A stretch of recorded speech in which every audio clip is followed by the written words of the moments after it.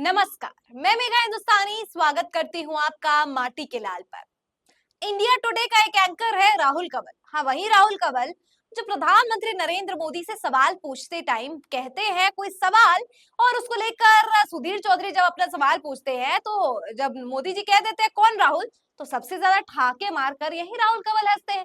इनको समझ ही नहीं आया कि राहुल गांधी पे जोक नहीं बल्कि राहुल कंवल पर हो रहा है। खैर, आज राहुल कंवल से ही संबंधित खबर लेकर आई हूँ और ये खबर अपने आप में इतनी शर्मनाक हरकत की है राहुल कंवल ने, लेकिन कांग्रेसियों ने इस बार राहुल कंवल को ऐसे ही नहीं जाने दिया।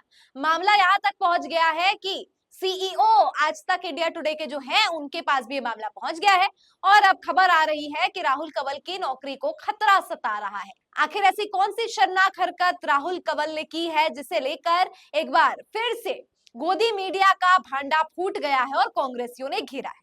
स्क्रीन पर नजर डालिए क्या है पूरी खबर। सुप्रिया श्रीनेत लिखती है, इंदिरा गांधी सिर्फ कांग्रेस की नेता नहीं थी, इस देश की प्रधानमंत्री थी। राजीव गांधी सिर्फ कांग्रेसी नहीं थे, इस देश के पूर्व प्रधानमंत्री थे। दोनों ने आतंकवाद और हिंसा के खिलाफ लड़ने की कीमत अपने प्राणों की आहुति देकर चुकाई। इससे सर्वोच्च बलिदान दूसरा नहीं। महात्मा गांधी को भी गोडसे ने इसीलिए मारा क्योंकि वह नफरत और हिंसा का विरोध कर रहे थे। और आज बीजेपी का एक घटिया नफरती चिंटू कहता है कि कांग्रेस के नेताओं की हत्या उनके राजनीतिक निर्णयों की वजह से हुई। तो क्या बीजेपी अब राजनीतिक निर्णयों के चलते हुई हिंसा और रक्त रंजन को सही ठहरा रही है? क्या बीजेपी हत्या को ठीक ठहरा रही है? क्या बीजेपी ये कह रही है कि शहीदों का शहीद होना ठीक है? क्योंकि इस लॉजिक से तो अपने राजनीतिक निर्णयों के कारण भगत सिंह से राजगुरु अशफाकुल्ला खान तक चंद्रशेखर आजाद भी शहीद हुए। क्या यह सही था? क्या हो गया है बीजेपी को? कितना गिरेंगे? बीजेपी और उस ट्रोल नफरती चिंटू ने नैतिकता की उम्मीद तो बेमानी है, लेकिन इंडिया टुडे ग्रुप के न्यूज डायरेक्टर राहुल कंवल, जिनके मुंह से 4 मिनट 54 सेकंड तक एक शब्द नहीं फूटा, एक विरोध का वाक्य नहीं निकला, वो ये ट्वीट कर रहे हैं। एक नफरती चिंटू बैठकर जहर उगल रहा है और चैनल बिना रोके टोके उसको यह कहने दे रहा है, shame on BJP, it's sick ideology, but most of all India today you must introspect. अब हुआ ये है दोस्तों कि इंडिया टुडे में बहस छिड़ी हुई थी डोनाल्ड ट्रंप पर जो हमला हुआ है उसे लेकर, और यहाँ पे अमित मालवीय जो बीजेपी आईटी सेल है जो झूठ फैलाने का काम, नफरत फैलाने का काम करते हैं, उन्हें भी बुलाया गया। मैंने अपने पिछले वीडियोस में ही अमित मालवीय की सच्चाई आप तक लेकर मैं आई थी कि उनके आप सोशल मीडिया अकाउंट्स पर देखेंगे तो ट्विटर में नफरत की बाढ़ है, यानी बीजेपी की तारीफ करने की बजाय कांग्रेस पर सवाल खड़ा करना इनकी ज्यादा मनपसंदीदा हॉबियों में से एक है। खैर, एक बार फिर से अब राहुल कंवल सुर्खियों में इसलिए आए हैं क्योंकि अमित मालवीय ने तकरीबन 5 मिनट तक ये बात कही और जस्टिफाई करने की कोशिश की कि राजीव गांधी और इंदिरा गांधी की जो हत्या हुई है वो उनके राजनीतिक निर्णयों की वजह से हुई है। यानी कि वो उनके हत्या को जस्टिफाई कर रहे हैं कि यानी इंदिरा गांधी और राजीव गांधी की जो हत्या हुई है वो सही है। बताइए, डिजिटल प्लेटफॉर्म नहीं बल्कि आप एक नेशनल मीडिया पे आकर इस प्रकार का इतना बड़ा बयान दे रहे हैं, और तो और डिजिटल मीडिया पर भी लोग इतनी बयान छोटा सा भी कुछ कह देते हैं तो इतना बड़ा बवाल मच जाता है। लेकिन अब आप मेन स्ट्रीम मीडिया पर आके जिसे करोड़ों हिंदुस्तान के लोग देख रहे हैं उसमें आप कह रहे हैं कि राजीव गांधी की हत्या और इंदिरा गांधी की हत्या सही है। इसको उल्टा हद तो तब हो जाती है जब राहुल कंवल इसी को लेकर पोस्ट करते हैं और कहते हैं, ये मतलब उनकी बात को कोट करते हैं अमित मालवीय की। अब इसी को लेकर सियासी गर्माहट ज्यादा हो गई है क्योंकि अब कांग्रेस भी अपनी तरफ से तर्क पेश कर रही है कि एक चैनल का एंकर अगर ये कह रहा है तो उसका मालिक भी यही सोचता है, या चैनल क्या इस आइडिया को एंडोर्स करता है? क्या चैनल भी कांग्रेस के विरोध या राजीव गांधी और इंदिरा गांधी की जो हत्या की गई है, जिसका सबको दुख है, जो गलत है, उसका हिमायती बन रहा है, उसका पक्षधर बन रहा है? अब इसको लेकर अलग अलग लोगों ने क्या क्या ट्वीट किया है वो भी देख लीजिए। जैकी यादव लिखते हैं, बीजेपी आईटी सेल के हेड अमित मालवीय ने इंडिया टुडे पर बैठकर कहा कि इससे पहले कि कांग्रेस ये दावा करे कि उनके अपने नेताओं की हत्या हुई है, मैं उन्हें याद दिलाना चाहता हूं कि उनके द्वारा दिए गए राजनीतिक निर्णयों के कारण उनकी हत्या की गई।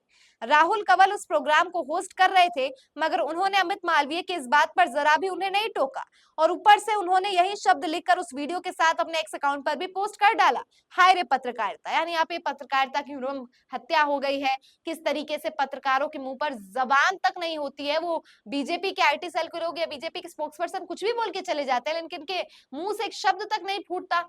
केवल यही कारण है कि भारतीय जनता पार्टी के वो प्रवक्ता है, इसीलिए। अगर यही बात कांग्रेस कह देती किसी के बारे में, मुझे कहना नहीं चाहिए लेकिन मैं फिर भी कहती हूँ कि महात्मा गांधी कि हत्या को लेकर किस तरीके का सियासत हो जाता है, लोग कैसे नाथूराम गोडसे को कहते हैं, जो बिल्कुल जिस तरीके से हुआ है जो भी मामला बिल्कुल गलत है। लेकिन अगर यही लोग नाथूराम गोडसे की तारीफ कर देते हैं तो यही भारतीय जनता पार्टी के लोग और यही टीवी वाले हैं जो उसको जस्टिफाई करते हैं। मतलब महात्मा गांधी के डेथ से लेकर उनके असैसिनेशन से लेकर राजीव गांधी के असैसिनेशन, तमाम कांग्रेसियों को असैसिनेशन को ये सही जायज आखिरकार कैसे ठहरा देते हैं। पी चिदम्बरम लिखते हैं, Mr. Amit Malviya's statements, as reported by Rahul Kaval, seems to justify political assassinations. What did Mr. Malviya mean when he said that Congress leaders were assassinated for the political decisions they took? I condemn the statement. Does the BJP's leadership endorse or support Mr. Malviya's deliberate statement? The assassinations of Indira Gandhi and Rajiv Gandhi were by terrorists or those influenced by terrorist ideas. Whether a political decision is right or wrong has to be decided and repudiated by the political forums. Assassination is not an answer to any political decision that the assassin may consider politically wrong. Exactly. Chidambaram जी आप ये कह रहे हैं कि कोई राजनीतिक मंशा सही है, राजनीतिक मंशा गलत है, इस बात का निर्णय कोई टेररिस्ट ग्रुप या कोई ऐसे आतंकवादी उग्रवादी नहीं कर सकता, या उग्रवाद फैलाने वाले लोग इस बात का निर्णय नहीं करेंगे कि कोई पॉलिटिकली सही है, कोई चीजें गलत है। और अगर किसी को कोई चीज गलत लगती है तो उसका बदला वो किसी को मार कर नहीं ले सकते। और अगर किसी ने किसी को मारता है, कोई किसी से साजिश के तहत किसी बड़े लीडर की भी डेथ असैसिनेट कर दिया जाता है षड्यंत्र के रूप में, और उस षड्यंत्र को मेन स्ट्रीम मीडिया में बैठ के भारतीय जनता पार्टी के नफरती चिंटू जस्टिफाई कर रहे हैं, तो ये कहां तक उचित है। पवन खेड़ा लिखते हैं, Rahul Kaval, first you did not stop him when he uttered the horrible statement on assassinations of the father of nation and two prime minister, and then you retweeted without any own disclaimer.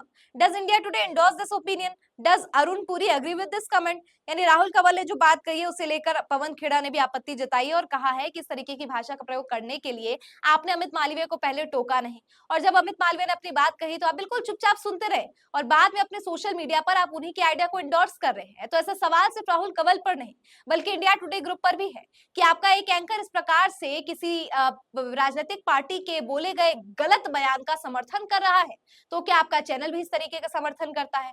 दोस्तों आपको याद होगा कि कुछ दिन पहले आलोक शर्मा ने भी गोदी एंकर्स की बैंड बजाकर रख दी थी। गोदी एंकर्स में से अंजुम ओम कश्यप की किस तरीके से आलोक शर्मा ने बैंड बजाई थी, याद है आपको। आज तक ने एक हेडिंग डाली थी कि क्या राहुल गांधी मणिपुर में जाकर ड्रामा कर रहे हैं। इसमें अंजना ने कहा था कि राहुल गांधी मणिपुर में लोगों का दुख नहीं बल्कि ड्रामा कर रहे हैं और उनसे सहानुभूति लूटने का काम कर रहे हैं, जिसे लेकर आलोक शर्मा ने उन्हें डांट लगाई, फटकार लगाई और कहा कि क्या आज तक किसी प्रकार की आइडिया को सपोर्ट करता है। इसे लेकर आज तक ने तुरंत उस चीज को हटा दिया क्योंकि बिल्कुल ये शर्मनाक था और ये बात चैनल हेड तक पहुंच गई थी। और अब एक बार फिर से इंडिया टुडे की ये बात चैनल हेड तक पहुंच गई है। अब अरुण पुरी इस पर क्या करते हैं राहुल कंवल के साथ, ये देखना दिलचस्प होगा। लेकिन दोस्तों सवाल जो है वो मीडिया से संबंधित है कि मीडिया और पत्रकारों का गिरता स्तर आखिर कहां तक जाएगा। जिस तरीके से मीडिया कर्मी नरेंद्र मोदी के से इंटरव्यू लेते हैं, लेकिन उस इंटरव्यू में शर्मनाक सवाल पूछने से भी डरते हैं। जिन सवालों पर उनको घेरना चाहिए वो सवाल पूछने की बजाय आप उनसे उनके निजी जीवन के बारे में पूछते हैं। और यहाँ पर जिन सवालों पर आपको चर्चा करनी चाहिए, आप किसी राजनीतिक पार्टी जो पक्ष में है, जो सत्ता में है, उसका आप कठपुतले बन जाते हैं। तो आखिरकार ये कहां तक जायज है, कमेंट करके बताइए। फिलहाल मुझे दीजिए इजाजत और देखते रहिए माटी के लाल। धन्यवाद।